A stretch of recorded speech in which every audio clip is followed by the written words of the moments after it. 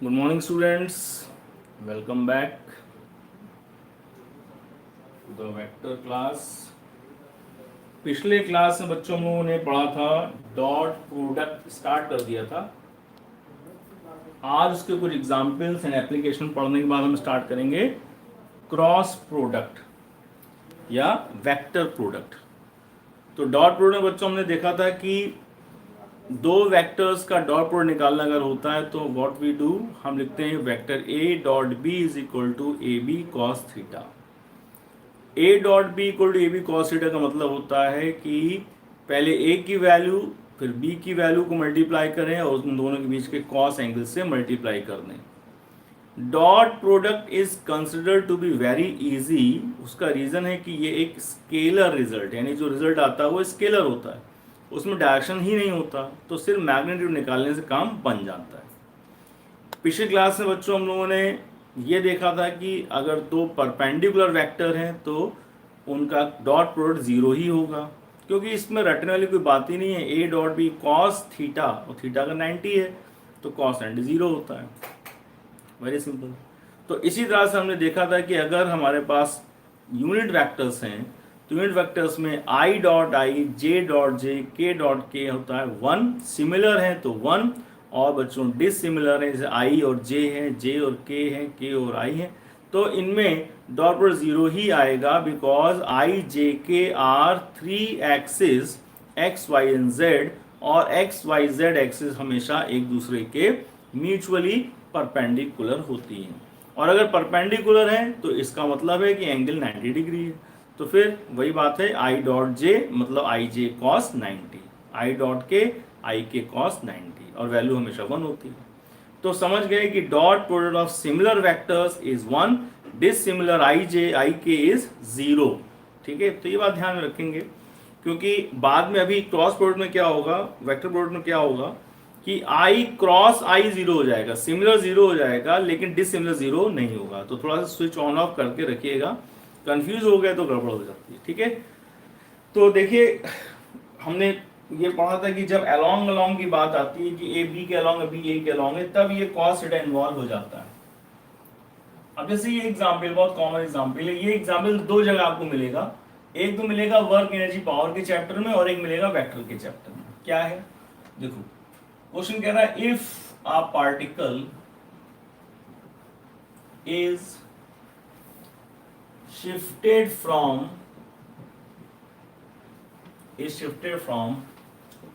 position vector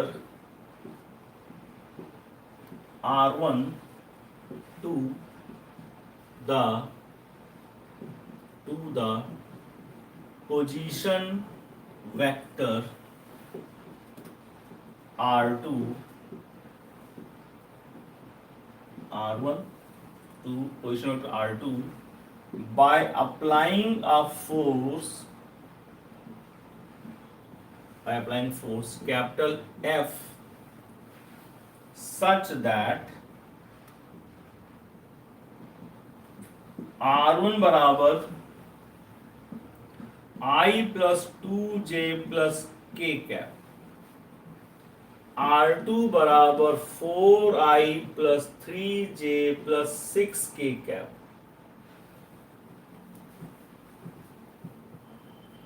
four I plus 3J plus 6K cap. ठीक, और F क्या है बच्चों, F दिया हुआ है हमें केवल I plus J plus K। ठीक, ये दिया हुआ है।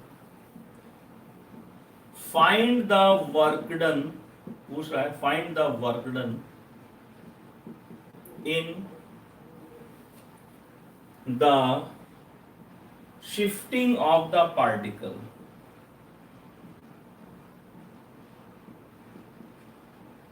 ठीक,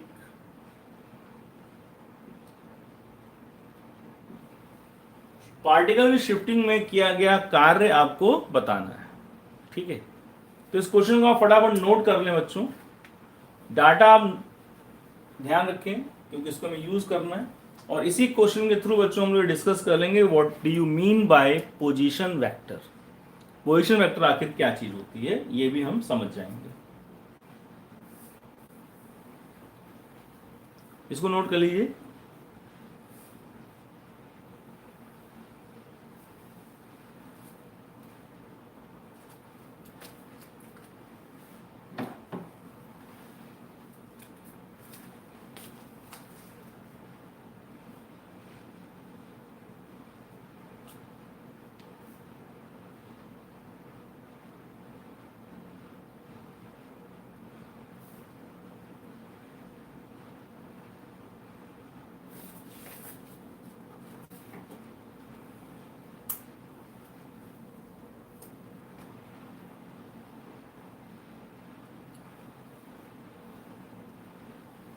ठीक, नोट करिए।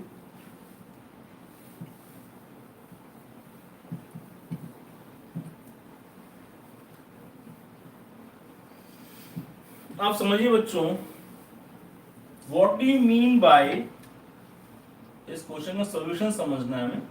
तो पहले बात समझिए, what do you mean by a position vector. Position vector क्या होता है?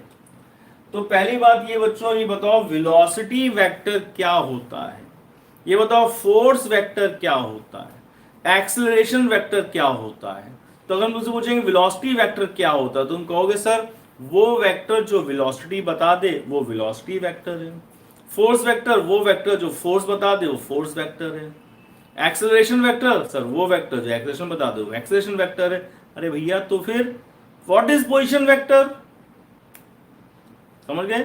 वो वेक्टर जो पोजीशन बता दे वो पोजीशन वेक्टर है। और पोजीशन हम लोग बहुत अच्छी तरह जानते हैं, पोजीशन कैसे लिखी जाती है। पोजीशन इस तरह लिखी जाती है कि पार्टिकल है कहां पे, एक्स एक्सिस से कितनी दूरी पे, वाई एक्सिस से कितनी दूरी पे और जेड एक्सिस से कितनी दूरी पे। तो जो उसकी एक्स वाई जेड से दूरियां होती हैं बच्चों, उन्हें कहते हैं कोऑर्डिनेट्स। क्या कहते हैं? Coordinates. X comma y comma z. याद आया? जो ग्राफ बनाते थे हम लोग एक्स कॉमा वाई, है ना, 2D बनाते थे। अगर 3D बना देंगे तो x comma y comma z. ठीक है? तो जैसे R1 बोला गया था, R1 आपको क्या बोला गया था? आई प्लस 2J प्लस के बोला गया। ठीक, तो इसका मतलब ये हुआ जैसे हम कह दें कि 3D में देखो पोजीशन वेक्टर बहुत अलग से, ऐसा बहुत बड़ा कोई टॉपिक नहीं है, जरा सी बात है, नॉर्मल आप ऑलरेडी जानते हैं इसको ग्राफ बनाते समय। जैसे कहा जाए कोई पार्टिकल बच्चों ये रहा, ठीक है, इसकी पोजीशन P1 पोजीशन है क्या, 1, 2, 1। इसका क्या मतलब होता है? इसका मतलब होता था बच्चों x y z, x comma y comma z. Okay, ठीक। अब इसी को हम कैसे लिखते हैं? एक्स के लिए हम आई कैप लिखते हैं, वाई के लिए हम जे कैप लिखते हैं और जेड के लिए के कैप लिखते हैं। तो बच्चों ओरिजिन से इसकी पोजीशन ये है, ओरिजिन से इसकी पोजीशन ये है, तो इसको जोड़ दो। ओरिजिन से जो पोजीशन दिखाएगा वो पोजीशन वेक्टर है। पोजीशन वेक्टर R1 में क्या क्या है कह दो भैया, ये पार्टिकल एक्स एक्सिस पे 1 मीटर की दूरी पर है, वाई एक्सिस पे 2 मीटर की दूरी पर है और जेड एक्सिस से भी 1 मीटर की दूरी पर। इसको कैसे लिखेंगे? इसको लिखेंगे हम आई कैप, क्योंकि 1i plus 2J plus 1k cap. और क्या लिखेंगे? बस। तो सर यही होता है क्या? और क्या होता है बे? तुम क्या समझे थे कि वहां बड़ी तोप चलने वाली तुम्हारे वहां स्वागत में? यही तो है, और क्या है क्या? तो अब हम इसका उल्टा पूछें कि R2 तुम्हें क्या दिया गया था? R2 तुम्हें दिया गया था 4i plus 3J plus 6k, तुमने लिख लिया था ना, तुम्हें ये दिया गया था। इसका उल्टा बताओ कि R2 कहां पर है, तो तुमको R2 एक्स एक्सिस पे 4 मीटर की दूरी पे है। नहीं दिख रहा ना, ये नहीं दिख रहा। R2 तुम्हें दिया हुआ है 3i plus 4, 4i plus 3J plus 6k तुम्हें दिया हुआ था। तो R2 एक्स वाई जेड पे कहां पर है? R2 एक्स वाई जेड पे बोलोगे R2 एक्स पे 4 मीटर है, वाई पे 3 मीटर, जेड पे 6 मीटर है। तो ये पार्टिकल कहीं मान लो यहां पर है, ये रहा P2। क्या लिखोगे? P2 लिखोगे 4, 3, 6। बस। तो इसका पोजीशन वेक्टर कैसे आ जाएगा? इसका पोजीशन वेक्टर ऐसे आ जाएगा, देखो ये R1 हो गया, ये R2 हो गया। Correct? R1 R2 okay, hopefully समझ में आ गई बात। अब एक बात आपको याद होगी, एक स्टोरी, अब इसको और आगे वनडी में बहुत डिटेल में पढ़ना ही पढ़ना है। स्टोरी तुमको पता है कि बेटा डिस्प्लेसमेंट की परिभाषा क्या होती थी? तो कहते थे सर डिस्प्लेसमेंट क्या होता है? डिस्प्लेसमेंट होता है कि बॉडी में नेट शिफ्ट कितना हुआ, the shortest distance between initial and final positions of a body, initial and final positions of a body, positions of a body. Okay, तो डिस्प्लेसमेंट क्या होगा? शॉर्टेस्ट डिस्टेंस या net shift between initial and final position of the body. तो net shift बच्चों देखें तो particle कहां से कहां पहुंचा है? P1 से P2 पहुंचा है। किस रास्ते से पहुंचा है? घूम के पहुंचा है, टेढ़ा होकर पहुंचा है, सीधा पहुंचा है, सर्कुलर पहुंचा है, इससे मतलब नहीं है। शॉर्टेस्ट P1 से P2, यानी बच्चों डिस्प्लेसमेंट वेक्टर हमारा ये हो जाता है, ये रहा, दिस इज S। ठीक, तो बच्चों याद रखो डिस्प्लेसमेंट वेक्टर को आप डेल्टा आर भी कह सकते हैं कि change in position vector is also called as displacement. Displacement की वेक्टर के फॉर्म में ये परिभाषा याद रखें कि change in position vector, change in position vector is also called as displacement. ये बात याद रखेंगे बच्चों आप, ठीक है। बाकी वनडी में इसकी डेफिनेशन पूरी लिखवाएंगे, डिस्प्लेसमेंट क्या होता है, पार्टिकल के कई एग्जांपल लिखवाएंगे, वो वनडी में आएगा जब आप स्टार्ट करेंगे इसके बाद। तो अभी याद रखें change in position vector is also called है डिस्प्लेसमेंट। तो what is change in position vector? तो जाहिर सी बात दुनिया के सारे चेंज आपको मालूम है क्या होते हैं, फाइनल माइनस इनिशियल। तो हम निकाल लेते हैं एस। एस निकालना है, इसका मतलब क्या निकालना है? डेल्टा आर निकालना है। डेल्टा आर निकालना है तो मतलब क्या निकालना है? R2 माइनस R1 निकालना है, बस। ओके, अब इसके लिए यार ये ना करवाओ कि अब ये भी लिखे भी इसको में से इसको माइनस का, ये बहुत ज्यादा हो जाएगा तुम्हारे लिए, बहुत लो लेवल गिर जाओगे, नीचे पढ़ पाए जाओगे। क्या करना है बेटा? I से I घटाना है, J से J घटाना है, K से K घटाना है, बस। R2 माइनस R1 में क्या करना है? I से I घटाना है, J से J घटाना है, K से K घटाना है। और एक बात याद रखो, ये तो बाय चांस ऐसे हमने वैल्यूज दे दी हैं, हो सकता है ऐसा होता कि ये 2 है और यहां पे केवल J लिखा होता। यानी ये दिमाग में मत ले आना कि जो फाइनल पोजीशन वेक्टर होगा उसमें वैल्यू ज्यादा ही आएंगे। तो चांस की बात है कि हमने सारी वैल्यूज जो इधर की थी उनसे इधर वैल्यू ज्यादा दे दी है, चांस की बात, हमने सोचा नहीं था। लेकिन मान लो हम इसको कम भी करते हैं तो भी आपको कुछ चिंता नहीं करनी है। अब क्या करोगे? J से 2J घटाओगे बच्चों तो माइनस में आएगा, ठीक। मान लो ये होता I और ये होता I, तो I की जगह यहां क्या था? 0 आता। तो याद रखो कि जो फाइनल पोजीशन वेक्टर है उसका मतलब ये नहीं होगा कि फाइनल वेक्टर हमेशा ही ज्यादा आए। हो सकता है यहां लिखा होता माइनस के, देखो हमने सारी बात कर दी, इक्वल इक्वल भी हो सकता है, ज्यादा और कम भी हो सकता है, कम और ज्यादा भी हो सकता है, कम और माइनस भी हो सकता है, मतलब 1 और माइनस भी हो सकता है। Anything is possible for the final position vector और द इनिशियल पोजीशन। लेकिन करते क्या है? करते बेटा हमेशा क्या है? फाइनल से ही इनिशियल घटाएंगे। तो जैसे ये होता तो क्या करते हैं? -1 तो क्या रहता? -2k cap. अगर चेंज की बात करते तो -1 से फिर ये 1 घटता, क्या आता? -2। तो हम और एग्जाम्पल तुम्हें बता देंगे अभी। फिलहाल जो एग्जाम्पल हमें दिया हुआ है उसके हिसाब से वैल्यूज आपको जो दी जा रही हैं उनका आपको पोजीशन वेक्टर का चेंज निकालना है। Change in the position vector is also called as displacement को ध्यान में रखते हुए क्या करोगे बच्चों? फाइनल माइनस इनिशियल यानी R2 माइनस R1, और R2 माइनस R1 में कौन कौन घटेगा? I से I, J से J, K से K। तो बताओ, I तो I है 4, यहां क्या लिखा? 1, 4 माइनस 1 3I कैप, 3 2, 3 माइनस 2 केवल J कैप, 6 और यहां 1 क्या आएगा? Plus 5K cap. ये क्या आ गया बच्चों आपका? ये आ गया आपका पोजीशन वेक्टर में चेंज, ये आ गया आपका डिस्प्लेसमेंट। ओके, ठीक। तो यहां तक हो सकता है कोई डाउट रह गया तो आप पूछ लें, वैसे कोई बचता नहीं है इसमें, कोई डाउट वाली कोई बात नहीं रहेगी। ये इसका ओरिजिन से कोऑर्डिनेट्स हैं, तो ये पोजीशन वेक्टर r1 है। ये इसके ओरिजिन से कोऑर्डिनेट्स, इसका पोजीशन वेक्टर r2 है। r1 दिया हुआ है, r2 दिया है, ये हमने निकाल लिया s, या इसी को बच्चों कहते हैं डेल्टा r, डिस्प्लेसमेंट वेक्टर या पोजीशन वेक्टर। करेक्ट। अब आपको जब पोजीशन वेक्टर बच्चों मिल गया है और आपको फोर्स दिया ही हुआ है, फोर्स बहुत आसान दिया हुआ है, I प्लस जे प्लस के दिया हुआ था केवल, तो क्या करोगे, एज फोर्स क्या दिया बच्चों, फोर्स दिया है I plus J plus K cap. तो बच्चों वर्क डन का एग्जाम्पल हमने पढ़ा था, ऑल्सो वी नो दैट, या ऐसा करते हैं इसको मिटा देते हैं, ये लिख ही चुके होंगे, एस बराबर डेल्टा आर वगैरह डेफिनेशन, या लिखना तो एक मिनट ले लो, है ना, एक मिनट ले लो, फिर इसको हटा के फिर वर्क डन निकाल लें। As also we know that, हम ये भी जानते हैं बच्चों कि वर्क को कैसा डिफाइन किया गया, एफ डॉट एस।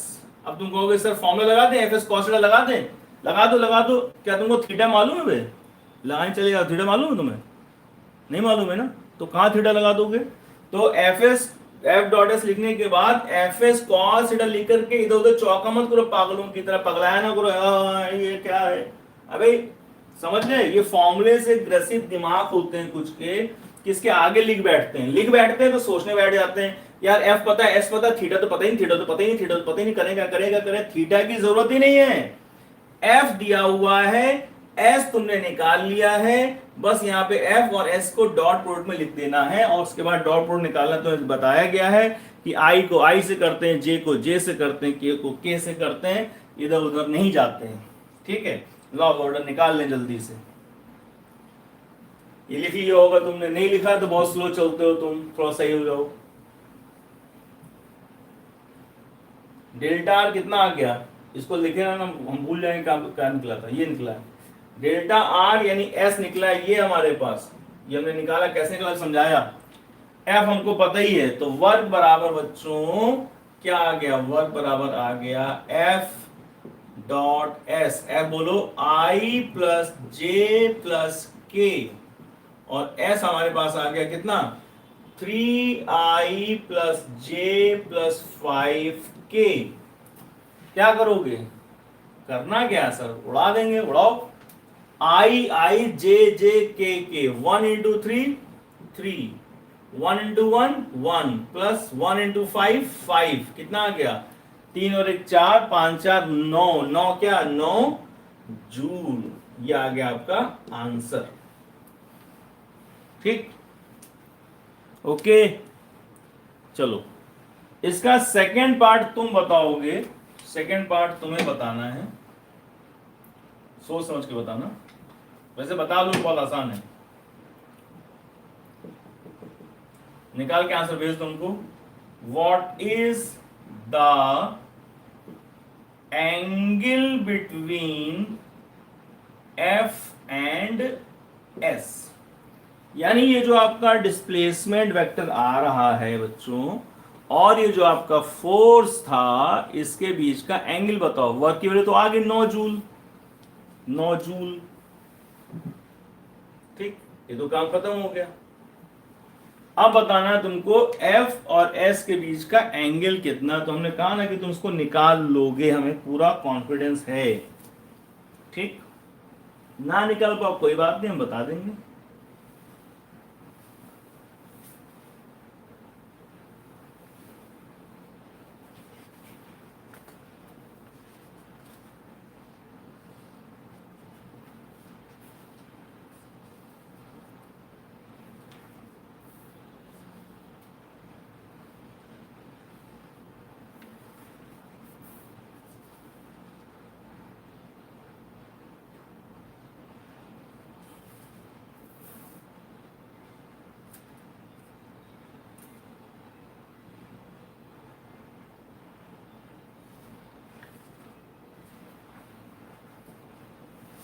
ठीक, चलो देखो, एंगल निकाल लिया तो बहुत अच्छी बात है, निकाला तो कोई बात नहीं।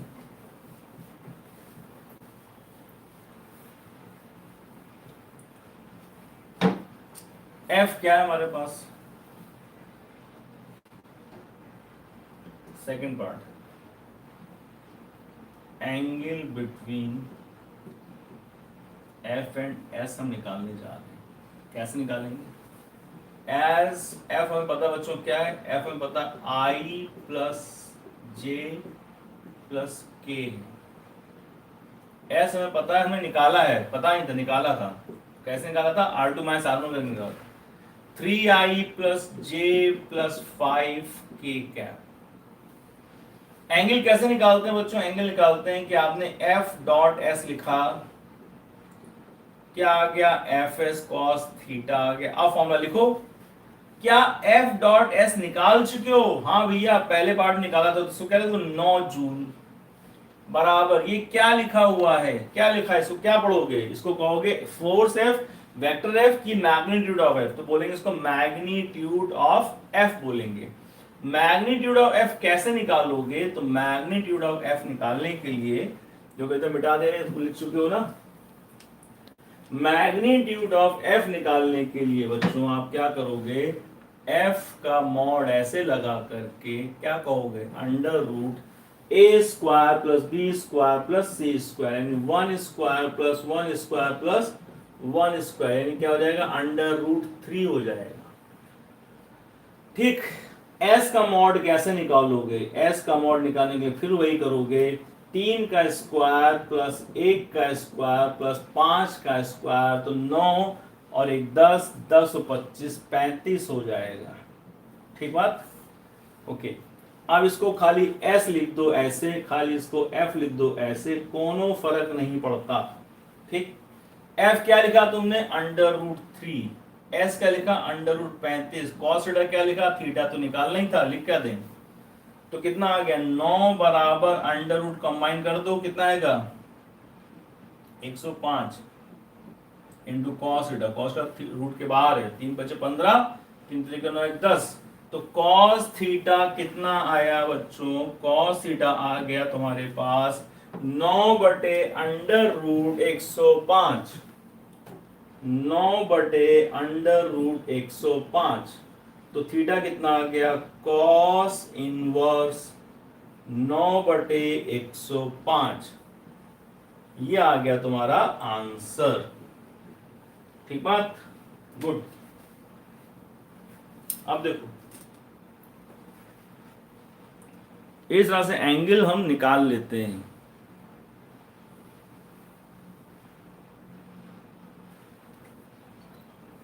अब देखो, कुछ क्वेश्चन कभी कभी ऐसे होते हैं जो खाली एंगल ही निकालने के लिए आ जाते हैं, जैसे ये वाला क्वेश्चन है, इसको ट्राई कर लो।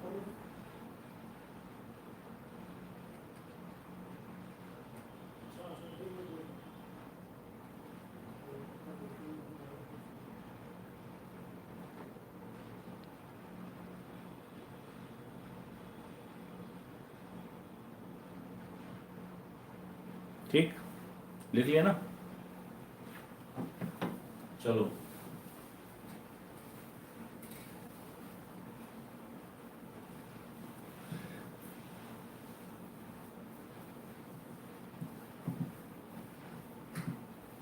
नेक्स्ट क्वेश्चन देखो बच्चों। क्वेश्चन कह रहा है कि इफ वेक्टर ए बराबर आई प्लस जे प्लस के एंड वेक्टर बी बराबर केवल आई प्लस जे, यानी ये 3D है 2D है, कोई बात नहीं, 3D 2D में उसको फर्क नहीं पड़ता। The angle between vector A and vector B will be, A और बी के बीच में एंगल कितना होगा? 4 ऑप्शन दे रहा, थीटा बराबर साइन इनवर्स 1/√3। दूसरा कह रहा है थीटा बराबर कॉस इनवर्स 1/√3। तीसरा कह रहा है थीटा बराबर कॉस इनवर्स √4/3। चौथा कह रहा है नन। जरा दिमाग तो लगाओ ही मां, 1 मिनट 2 मिनट लगा सकते हो, 2 मिनट 1 मिनट बहुत है, 1 मिनट लगाओ तुम, और ईमानदारी से जो जवाब आए उसको हमको तुम व्हाट्सएप करो और सुन लो। जवाब जो तुम्हारा गलत हो जाता है उसके बाद डिलीट फॉर एवरीवन करके हमारे उससे हटाया ना करो उसको, पढ़ा रहने दो, हम पता चल जाए तुम गलत कर पाए थे सही करे थे। तो इसका आंसर निकाल के हमको व्हाट्सअप करो हमारे नंबर पे। नंबर कईयों के पास में कई इतने हैं ऐसे हैं कि नंबर ही सेव नहीं करते हमारा। इसको सेव कर लो, काम आएगा, बहुत काम का नंबर है ये। हल्के बना लो।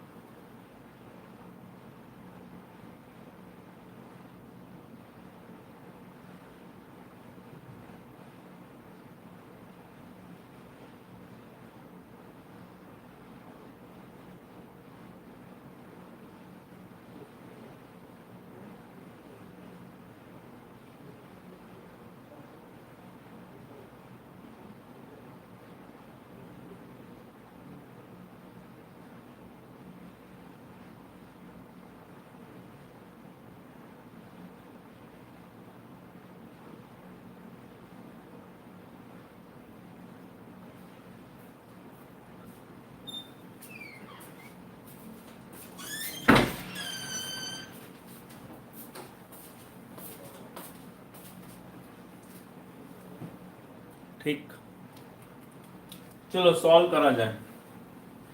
अब जिसने जो आंसर दिया है, ठीक, गलत सही की बात है। क्या हुआ, ए और बी के बीच में एंगल निकालना है, तो तुमने कहा सर इसके लिए तो हम ए डॉट बी निकाल लें। इसका बेटा बिल्कुल निकालो। ए डॉट बी क्या लिखोगे, ए बी कॉस थीटा लिखेंगे। तो पहले ए डॉट बी बता दो, क्या यहीं से डायरेक्ट बता पाओगे ए डॉट बी आई। अच्छा बताओ यहाँ पे के कितना लिखा, यहाँ सर के नहीं लिखा, तो नहीं का मतलब क्या होता है, जीरो। नहीं का मतलब क्या होता है, जीरो। तो आई को आई से किया 1, जे को जे से किया 1, के को 0 से किया 0। तो लो भैया ए डॉट बी आ गया। नहीं समझे, आई को आई से 1 इंटू 1 1, 1 इंटू 1 1, अब 1 इंटू 0 क्या मिलेगा, 0। तो ए डॉट बी आ गया 2। ये क्या लिखा है, ये लिखा है value of A. Value of A क्या होगा, under root 1 square plus 1 square plus 1 square. 1 square A square plus B square plus C square होता है ना। तो 1 square plus 1 square plus 1 square कितना आ गया बच्चों, अंडर रूट 3 आ गया ए। ठीक बात। b की वैल्यू कैसे आएगी, b की वैल्यू आएगी 1 square plus 1 square A square plus B square का अंडर रूट, यानी 1 स्क्वायर प्लस 1 स्क्वायर क्या है, अंडर रूट 2। तो क्या समझे, a डॉट बी आ रहा है 1 प्लस 1, a इंटू बी लिखोगे, a को रूट 3, b को लिखोगे रूट 2 इंटू क्या लिखोगे, कॉस थीटा। क्या लिखा हुआ है, 2 बराबर रूट 3 इंटू रूट 2 कितना है बच्चों, रूट 6 आएगा, इंटू क्या लिखा है, कॉस थीटा। रूट 6 को नीचे भेज दिया तो कॉस थीटा क्या लिखा है बच्चों, 2 बाय अंडर रूट 6। अब इसको अगर अंदर लिखोगे कितना रहेगा बच्चों, 2 का स्क्वायर 4, नीचे क्या लिखा हुआ है 6, कितना आ जाएगा √2/3 cos थीटा 2/3। तो बेटा थीटा कितना आ गया, थीटा आ गया हमारे पास, यही लिखते दिख रहा है कि नहीं, देख ले पहले, थीटा आ गया हमारे पास, दिख रहा है, थीटा आ गया हमारे पास cos इनवर्स √2/3। तो देखो कोई ऑप्शन ऐसा दिया हुआ क्या, cos इनवर्स 2/3, कोई ऑप्शन इसमें से मैच नहीं कर रहा, तो क्या टिक कर देंगे, तो तुम डी टिक कर देना और -1 तुमको पकौड़ी मिल जाएगी, लेके चले जाना अपने घर।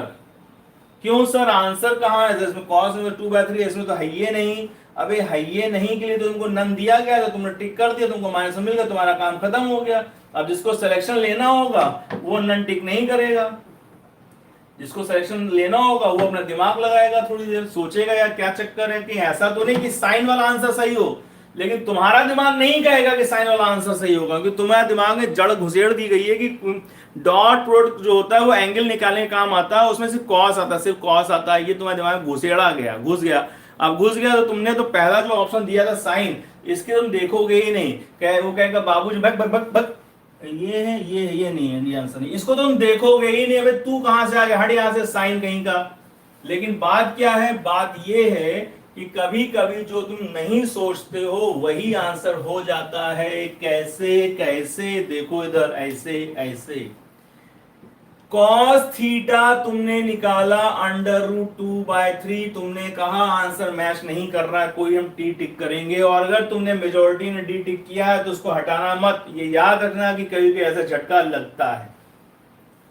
तुम्हें मालूम है कि cos square theta plus sine square theta 1 होता है, मालूम है, हाँ सर ये तो मालूम है, तो देखो cos स्क्वायर करोगे बच्चों तो स्क्वायर करने पे क्या है, केवल 2/3 आ जाएगा, क्योंकि रूट हट जाएगा, क्या लिखा होगा, साइन स्क्वायर थीटा बराबर 1 लिखा होगा, ठीक, यस सर। तो अब क्या करोगे, इसको हटा दो उधर, साइन स्क्वायर थीटा बराबर 1 - 2/3 बराबर 1/3, सही है, यस सर। अब होता क्या है कि खुद ही कहते हैं, समझे, अब खुद ही कहते हैं यस सर, समझ पा रहे हो, यस सर, बढ़िया लग रहा है, यस सर, क्या करें, अकेले बैठ के बांच रहे हैं, अब तुम मिलोगे सामने तो मजा आएगा, ठीक, तो समझ गए, यस सर। तो साइन स्क्वायर थीटा कितना आ गया, 1/√3, तो थीटा कितना आ गया, बोलो बेटा, थीटा आ गया साइन इनवर्स 1/√3। क्या ये एंगल कहीं लिखा हुआ है, तुमको कह रहे सर ये तो ये वाला हो गया, अरे तो सर ये आंसर हो गया, और कहा बे तुम इसको टिक कर रहे थे, तुमको -1 मिल गया, ये आंसर सही है, जिसने टिक किया उसको सही मिलेगा। तो इसने किस चीज का फायदा उठाया, इसने इस चीज का फायदा उठाया कि तुम्हारा दिमाग हमेशा ये कहता है कि अगर एंगल निकाला है, डॉट प्रोडक्ट लगाया होगा तो कॉस जरूर आया होगा, और कॉस में कोई ऑप्शन हमारा मैच नहीं किया तो ये लगा दें। तो ये साइकोलॉजिकल क्या कहते हैं, ट्रैप हो जाता है, साइकोलॉजिकल ट्रैप में आप फंस गए, इसलिए आपका आंसर गलत हो गया। तो लेकिन जब इस क्वेश्चन को तुमने कर लिया है तो तुमको इसकी कितनी संभावनाएं हो सकती हैं, क्या हो सकता है यार, ऐसा तो नहीं हमारा आंसर कॉस में जो आया हो मैच नहीं कर रहा, ऐसा तो नहीं कॉस को साइन कन्वर्ट कर दिया हो तब पूछ, तो ये संभावना तुम्हारे दिमाग में पहुंच गई, अगली बार तुम ऐसा गलत नहीं करोगे, कोई बात नहीं, गलत हो गया कोई बात नहीं, वैसे ही होता है, ठीक है, ओके। और एक्चुअली एक बात बताया तुमको, जो ये क्वेश्चन बुक में है ना, ये क्वेश्चन जो बुक में है उसमें क्या हुआ है, उसमें नन ऑप्शन दिया ही नहीं, उसने कुछ और दिया है, 10 मिनट करके दे दिया। अब तुम सोचो, तुमने आंसर निकाला cos इनवर्स 2/3 है ना, वो निकाला, तुम्हारे से मैच नहीं करा और नन भी नहीं है, तो क्या होगा, तो फिर तुम दिमाग लगा ही लोगे, तुम सोचोगे यार ऐसा तो नहीं कि साइन में, अब तुम सोचोगे ऐसा तो नहीं कि साइन में, और तुम साइन कन्वर्ट करो आंसर मैच कर जाएगा। हमने क्या किया, ये जो नन वाली बदतमीजी थी वो हमने करी थी, समझ गए, हमने क्या किया, वो उस क्वेश्चन का वो वाला ऑप्शन हटा के हमने नन डाल दिया, हम जानते थे कि इसके दिमाग में जहां कॉस है नन टिक करके भागेगा, तो ये जो नन गलत कराई हमने कराई, ये मेरा कॉन्ट्रीब्यूशन था, ठीक है, पर कोई बात नहीं, तुम्हारे दिमाग को मैं जानता हूं तुम क्या टिक करोगे, okay, that is the solution and this is the way you have to think, ऐसे आप सोचेंगे तो एग्जाम में आपको कोई फंसा नहीं पाएगा, ठीक है, चलिए moving to the next concept of dot product. Dot product के बच्चों एक कॉन्सेप्ट और बड़ा बेहतरीन इस्तेमाल होता है। बुक्स में आप क्या देखते हैं कि उसका एक फॉर्मूला आपको मिल जाता है, वो फॉर्मूला आप रटे रहते हैं, रट लो, अच्छी बात है, रटना जरूरी है, समझ लो, रट लो, लेकिन खाली रटे पड़े समझे कुछ नहीं है तो फिर वो कभी कभी दिमाग में रहेगा, कभी कभी दिमाग से निकल जाएगा। तो देखो बच्चों, जैसे हम ये बोलने आ रहे हैं कि एग्जाम्पल के तौर पे करा जाता है, इसको कहते हैं कि इफ एग्जाम्पल वेक्टर ए बराबर कोई वैल्यू ले लो i plus 2j plus k क्या, इफ वेक्टर ए बराबर, ये बच्चों एक थ्योरी है, एक मतलब, लेकिन क्वेश्चन थ्रू पढ़ रहे हैं क्योंकि बुक्स में आपको एक क्वेश्चन मिलेगा पर इसका एक्सप्लेनेशन मतलब फॉर्मूला कैसे है नहीं मिलता है, तो हम इसको आपको समझा दे रहे हैं, फिर याद करा देंगे। a बराबर i plus 2j plus k, b बराबर 3i plus j plus 2k, कोई वैल्यू मान लो, ऐसे रैंडम वैल्यू हमने ले ली है, ठीक है, this is not pre planned, random values हैं। अब कह रहा है कि find the component of vector A along vector B. ये कह के अपना वो चार ऑप्शन दे देता है, ऐसे चार ऑप्शन आई जे के में ऐसे चार ऑप्शन दे देता है। क्या पूछ रहा है देखो, find the component of vector A along vector B. तो क्या करा जाए, किसका कंपोनेंट, ए का कंपोनेंट, किसके along, बी के along, ठीक। along की बात हमने पिछले क्लास में करी थी आपसे कि along की जब बात कर रहा हो तो समझो क्या इन्वॉल्व होता है, कॉस कंपोनेंट इन्वॉल्व होता है। तो इसकी थोड़ी थ्योरी तुमको समझा दें तो तुमको समझने में मजा आएगा, पढ़ने में मजा आएगा। देखो दो वेक्टर हैं, ठीक, वेक्टर ए वेक्टर बी, ये एंगल थीटा, इनके बीच में एंगल थीटा है। हम जानते हैं कि हम तुमको हम थोड़ी सी बात पूछेंगे, तुम जवाब बिल्कुल सटीक दो, क्योंकि हमें पता है हम तुमको क्या क्या दे चुके हैं पिछले क्लासेस में, वो सब काम आएगा। बताओ बच्चों, ए का कंपोनेंट बी के अलोंग, इसका इधर कंपोनेंट क्या आएगा, तो तुम बोलोगे सर का से कोण, का से कॉस, तो A cos theta is along vector B, correct. लेकिन बच्चों ए कॉस थीटा जो है, जो बी के अलोंग है, ये भी तो एक वेक्टर है, यस सर वेक्टर है। तो इसका पूरा रिप्रेजेंटेशन बताओ। तो कहने का मतलब है बेटा कि जो ए का कंपोनेंट है, यानी वैल्यू ए की इधर, लेकिन ये किसकी तरफ, बी की तरफ, यानी कि अलोंग वेक्टर बी का मतलब हुआ in the direction of B. A cos theta is along vector B का मतलब क्या हुआ, in the direction of B. ओके, डायरेक्शन ऑफ बी क्या होता है भैया, डायरेक्शन ऑफ बी क्या है, डायरेक्शन ऑफ बी, तो कह दो भैया डायरेक्शन ऑफ बी कोई हो, कुछ भी हो।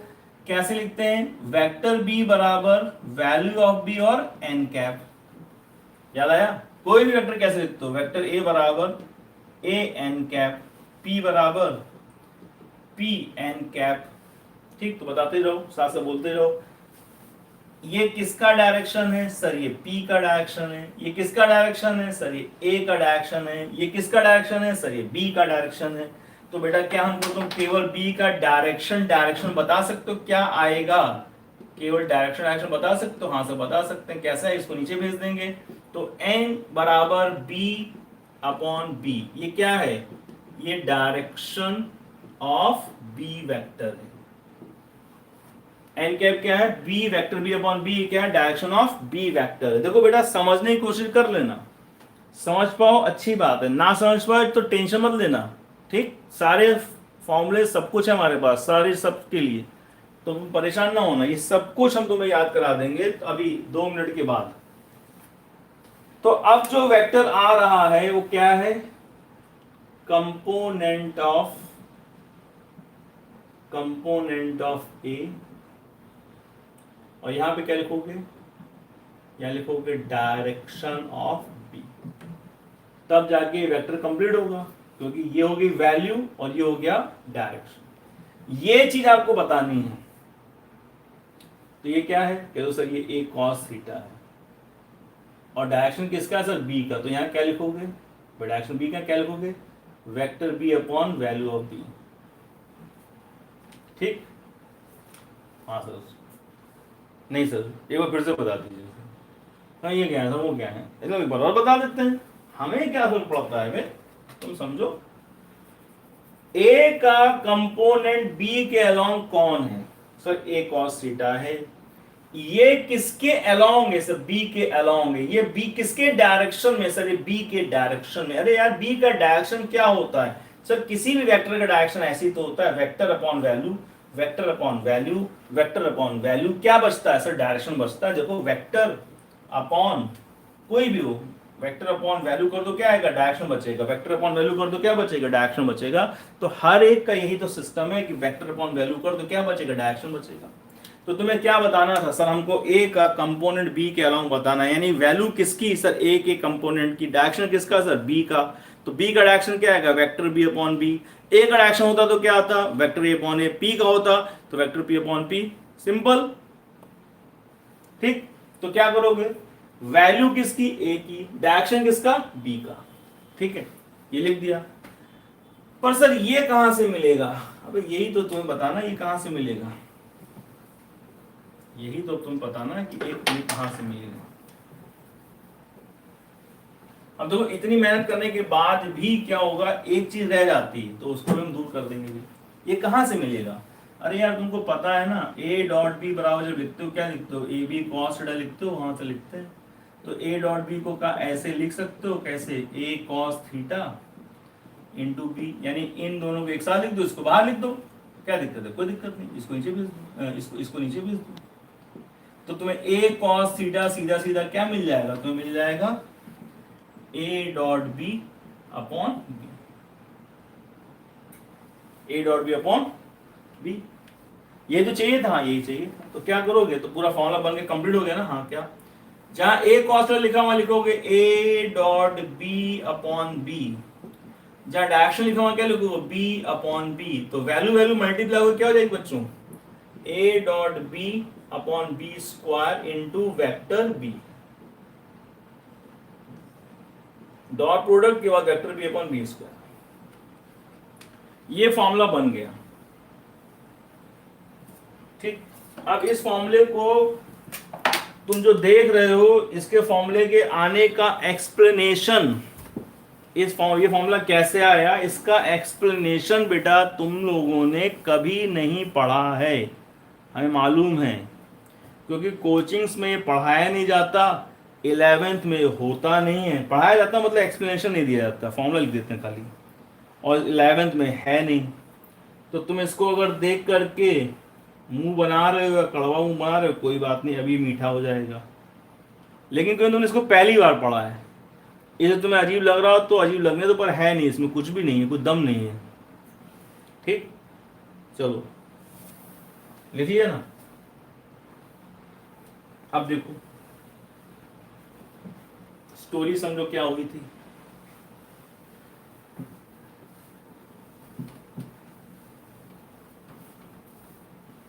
स्टोरी समझते हैं ना, भागना मत, पूरी बात सुन के जाना, क्योंकि कभी चीजों सस्पेंस खुलता है थोड़ी देर बाद, है ना। तो पूरा देखें, कृपया करके पूरा देखें। Component of A along B, value किसकी, ए की, डायरेक्शन किसका, बी का। इतनी बात समझ में आई है सर। ये कहां से उठा के लाए यार, ये क्या है, कह दो सर ये यहां से उठा के लाए, ए डॉट बी बराबर ए बी कॉस थीटा, यहाँ ये पड़ा हुआ था, हमने देखा कि इसमें से तो हम ए कॉस थीटा वाले निकाल सकते हो, धक्का दे दें तो नीचे आ गया, तो क्या बन गया था सर, ये बन गया था ए कॉस थीटा, इसको यहाँ रिप्लेस कर दिया था, तो सर फॉर्मूला बन गया, इस पूरी लाइन का एक फॉर्मूला बन गया। Component of A along B को कैसे लिखेंगे, इसको ऐसे लिखेंगे, A dot B upon B square into vector B. ठीक, yes sir, okay, definitely okay. लेकिन सर मान लीजिए कह देता कि नहीं बी अलोंग ए, तब क्या करते? पी अलोंग क्यू या क्यू अलोंग पी, तब क्या करते? तो एक बात समझो, अब तुम आओ अपने पे, अपनी अपनी औकात पे हो, अपने अपने हिसाब पे हो। अपना हिसाब क्या? अपना हिसाब थोड़ा अलग रहता है, अपना हिसाब थोड़ा अलग रहता है, याद हो जाएगा तुमको। कैसे? A dot B upon B square into vector B.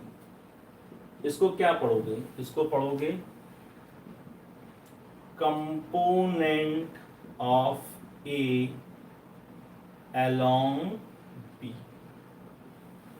तो इसका उल्टा होता तो क्या होता? उल्टा होता क्या होता? सिंबल कुछ का कुछ होता, पी क्यू आर एस कुछ होता तो क्या होता? देखो इसकी हिंदी समझो। Component of A along B, A का कंपोनेंट बी के अलोंग, ए का कंपोनेंट बी के अलोंग हमारे साथ चलो, ए बी के साथ चलेगा, ए बी के घर आएगा। Component of A along B, तो जैसे हमारे घर कोई आया, हमारे घर आया, हमारे घर आया या हमारे खेत, हमारे गांव में आया, तो हम क्या कहेंगे?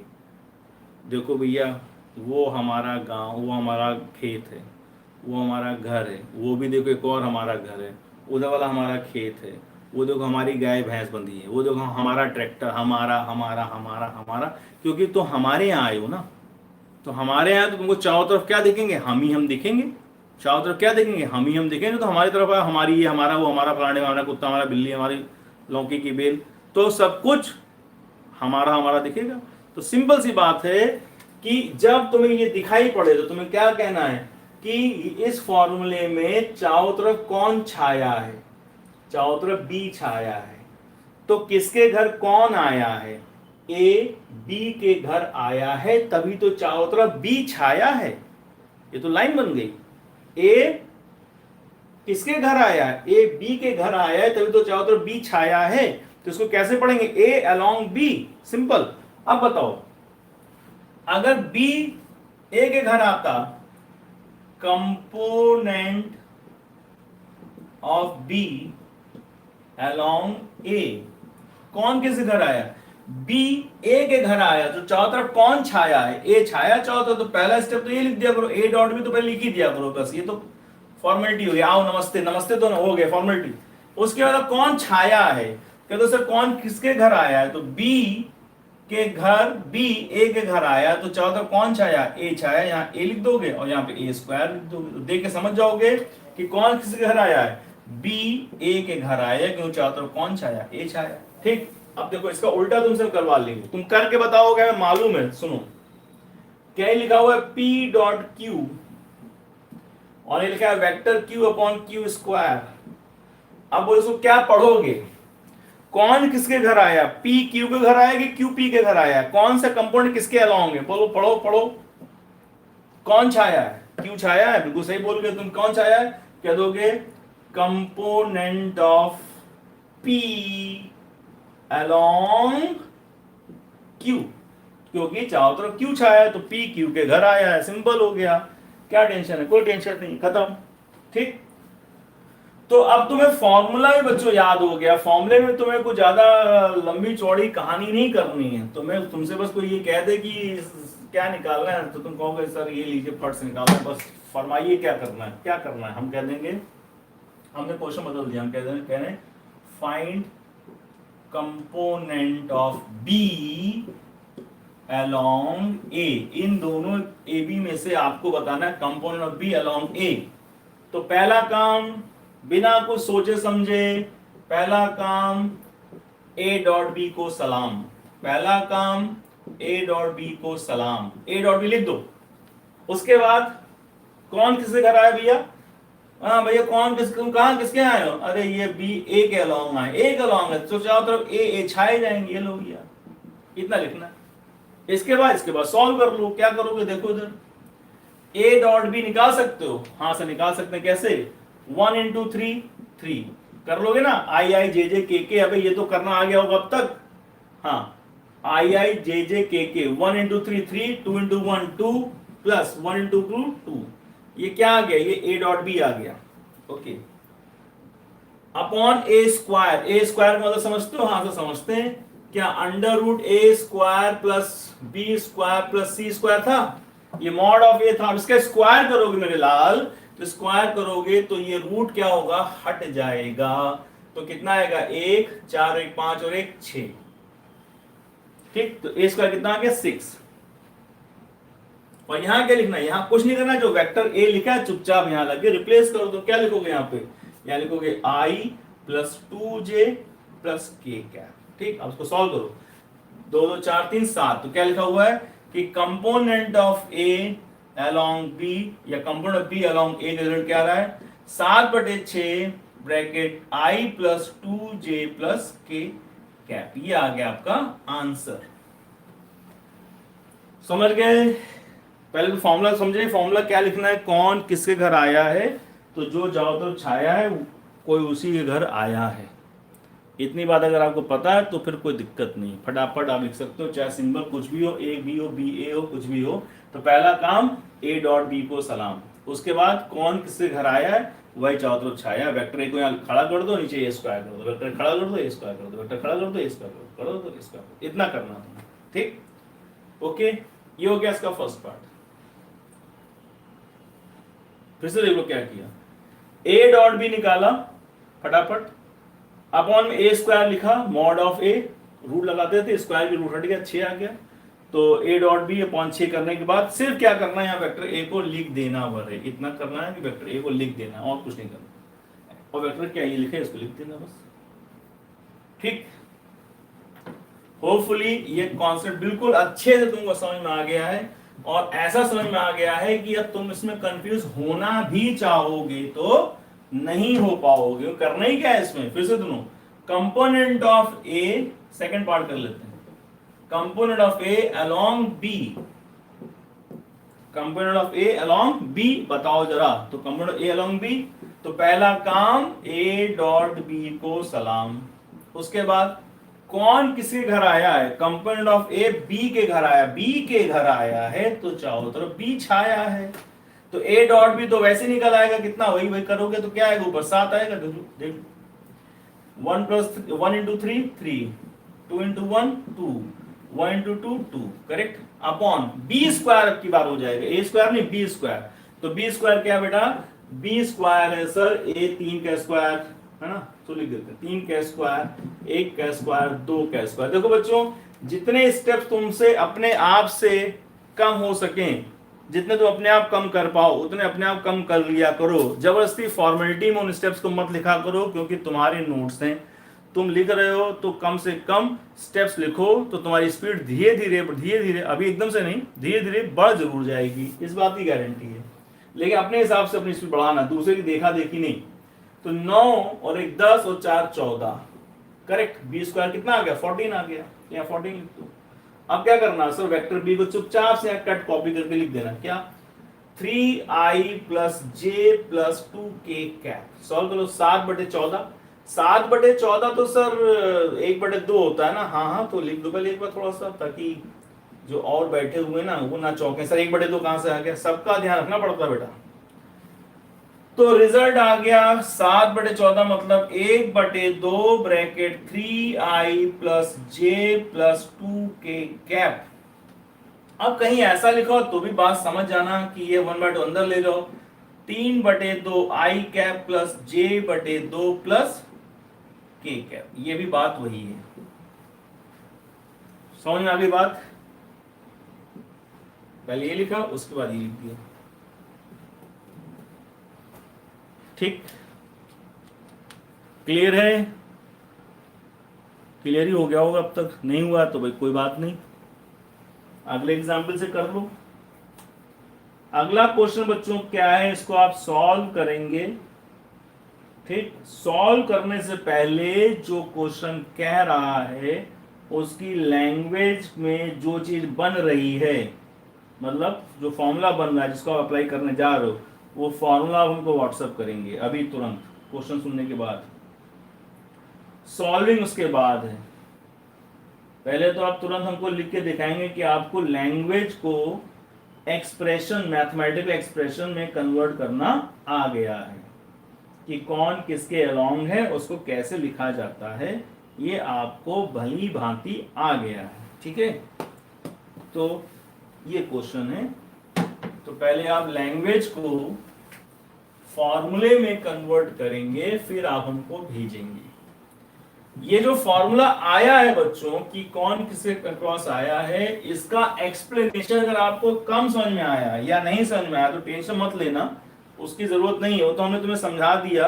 और बच्चों को रिक्वायरमेंट रहती है कि सर कैसे आया थोड़ा बता दीजिए। खाली जो है फॉर्मूला पढ़ने में वैसे ही मजा नहीं होता, फॉर्मूला पढ़ने में मजा नहीं होता है, कोई रस नहीं होता है, ना पता होता क्या पढ़ रहे हैं ना, इसलिए वो डिफिकल्ट लगता है। लेकिन समझ लेते हैं एक बार तो मजा आता है, स्टोरी कनेक्ट हो जाती है। जैसे ये एग्जाम्पल है, इफ P बराबर I2I plus 2J plus K cap and Q बराबर I plus 2J plus 2K cap.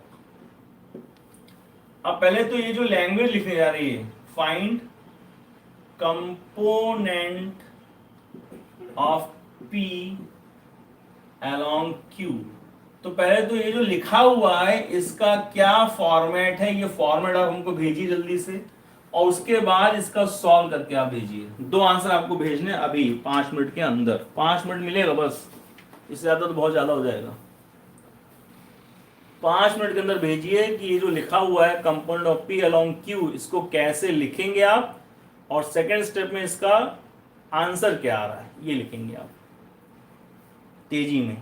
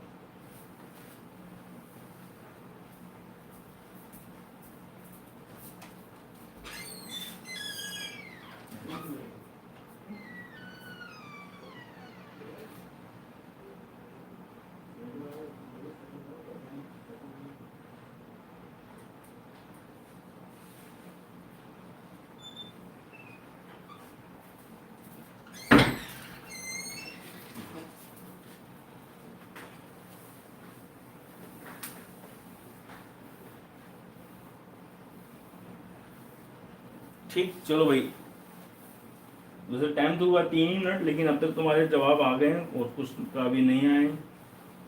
तो component of P along Q, ठीक, component of P along Q,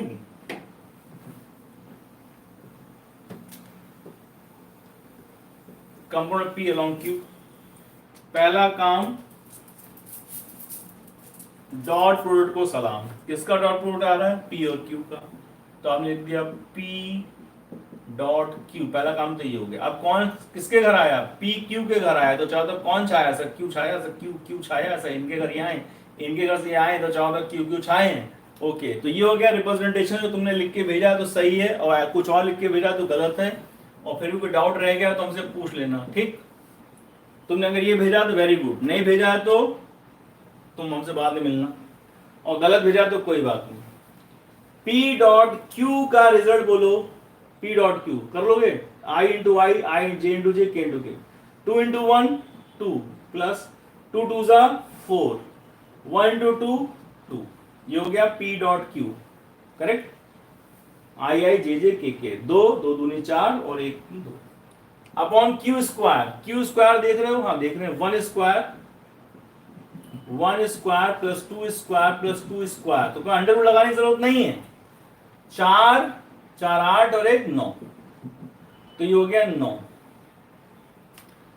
और वेक्टर Q को छाप दो चुपचाप से, क्या? I plus 2J plus 2K cap. ऊपर क्या लिखा है? 4 4 8, 2 2 4 4 4 8, तो 8/9 bracket I plus 2J plus 2k cap. अगर तुमने ये आंसर भेजा है तो वेरी गुड, गलत भेजा है कोई बात नहीं, फिर ट्राई कर लो, आंसर आ जाएगा। नहीं भेजा है तो बेटा तुमसे मिलो आकर के, तुम्हें कुछ बताना है, गिफ्ट है हमारे पास तुम्हारे लिए, गिफ्ट है ना। जो लोग आंसर नहीं भेज रहे हो हमसे कोचिंग आके एक बार मिल लें, बता दें सर हम ही हैं वो जो हम कभी आंसर नहीं भेजते हैं आपको व्हाट्सएप पे। जैसे ही बताओगे वैसे तुमको एक गिफ्ट मिलेगा, सरप्राइज गिफ्ट, ठीक है। अब बच्चों आता है वेक्टर प्रोडक्ट या क्रॉस प्रोडक्ट, ठीक। डॉट या क्वेश्चन करोगे आपको बहुत सारे क्वेश्चन मैक्सिमम हो जाएंगे। अभी कुछ क्वेश्चन ऐसे होंगे बच्चों जिसमें डॉट और क्रॉस का कंबाइंड कॉन्सेप्ट पूछ रहा होगा, उसको अभी ना करना, वो अभी क्रॉस प्रोडक्ट पढ़ लो, वो भी हो जाएंगे, सारे हो जाएंगे, ठीक। हेडिंग डाल दो, हेडिंग क्रॉस प्रोडक्ट, और ये हम लोग शायद कल और बहुत ज्यादा अगर होगा तो परसों तक ये पूरा वेक्टर का टॉपिक खत्म हो जाएगा। तो हेडिंग डाल दो क्रॉस प्रोडक्ट। क्रॉस प्रोडक्ट का दूसरा नाम होता है बच्चों वेक्टर प्रोडक्ट। क्रॉस प्रोडक्ट का दूसरा नाम क्या है? Vector product. क्यों वेक्टर प्रोडक्ट कहते हैं, क्या, कैसे, कहां, कब, क्या हुआ, ये पढ़ेंगे हम कल वाले क्लास में, ठीक है। ऐसा नहीं कि हमारे पास टाइम नहीं है, टाइम है, लेकिन कभी भी डॉट प्रोडक्ट और क्रॉस प्रोडक्ट एक साथ एक ही दिन पढ़ लो तो सब मिक्स करके बच्चे नई चीज बना के देते हैं, सर ये लीजिए, लेंगे, मिक्स कर देते हैं, ठीक। तो याद रखो क्रॉस प्रोडक्ट को पढ़ने से पहले आज तुमको क्या पढ़ के आना, घर से तुमको पढ़ के आना है एक्सियल वेक्टर बहुत अच्छी तरह से, क्योंकि ये पूरा एक्सियल वेक्टर पे आधारित कहानी शुरू होने वाली है, ठीक है। बस एक्सियल वेक्टर एग्जाम्पल पढ़ना है, एक्सियल वेक्टर की कैरेक्टरिस्टिक पढ़ लेना, इतना कर लेना, और केवल डॉट डॉट के जो क्वेश्चन है जिसमें क्रॉस मिक्स नहीं है उनके क्वेश्चन कर लेना, सब हो जाएंगे, ठीक। आए हुए क्वेश्चन कर लेना, सब हो जाएंगे। बहुत डिटेलिंग में ना जाना क्योंकि वो सब आते आते नहीं है, ठीक है। जो बताया उसको करते जाओ। तो इसके बाद पढ़ेंगे हम लोग कल वाले क्लास में क्रॉस वर्ड। कल का क्लास मिस ना कर देना वरना बहुत इंपॉर्टेंट मिस हो जाएगी। इसी पे क्वेश्चन इस साल भी देखो आया है, 2020 में भी आया है, इसमें टॉक पूछा गया था, इसी का क्वेश्चन है वो, ठीक। और पहले भी देखो इससे ज्यादा क्वेश्चन आए, क्रॉस वर्ड ज्यादा है, डॉट वर्ड से बहुत कम आए। तो that's all for today, see you tomorrow, bye bye.